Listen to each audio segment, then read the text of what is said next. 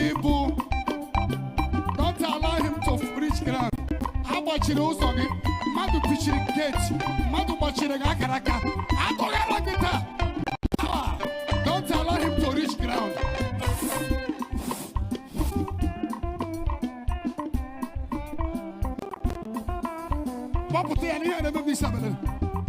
Power! Boy said to Sharaburodogu.